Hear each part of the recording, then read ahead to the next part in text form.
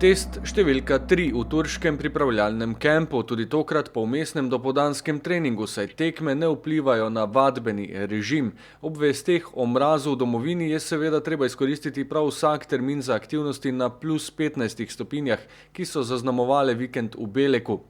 V vijoličasti četi je izven pogona še vedno Argus, ki zaradi poškodbe kolena obiskuje terapije in lahko dela le vaje za moč.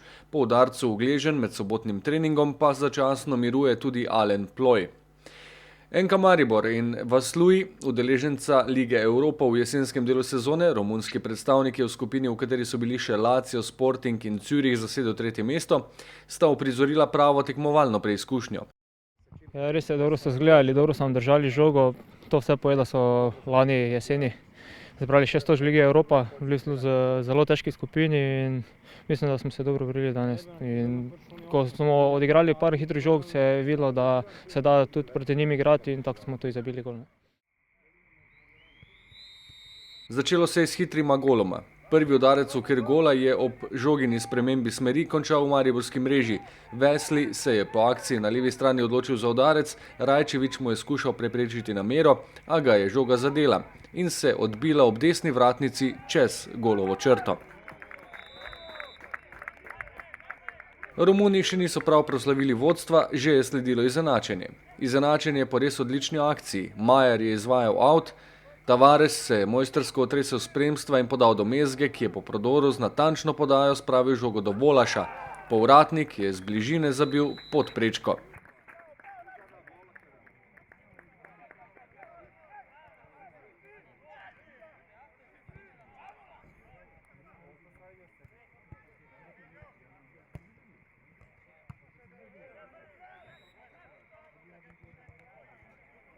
Po tej spretni kombinaciji še en poseben dogodek v Beleku, tokrat v organizaciji Viol.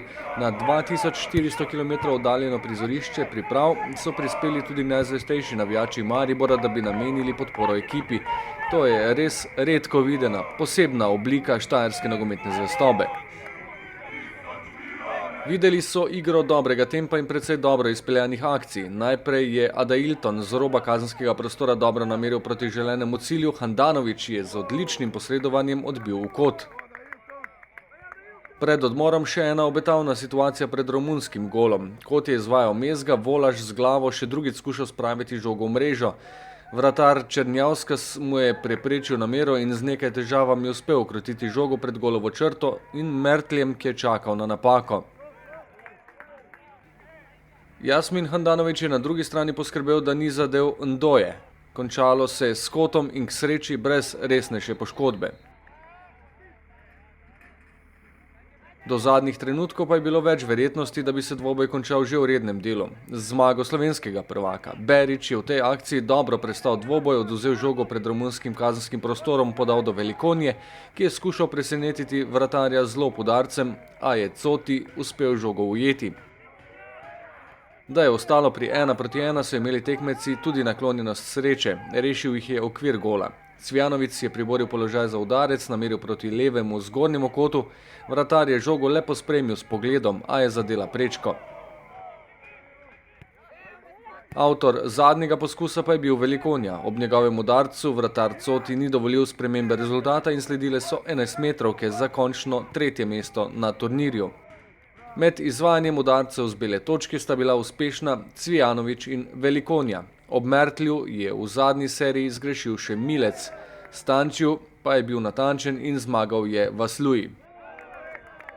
Ostal je vtis o dobri predstavi Maribora, zelo dobri za to obdobje priprav, ki imajo novo tekmovalno poglavje v torek ob 14, ko bo na drugi strani stal prvak Makedonije Škendija. Torek je prva naslednja preizkušnja proti Makedoncem. V tej preizkušnji bojo vsaj od začetka dobili minutažo igralci, kateri so bili danes na klopi.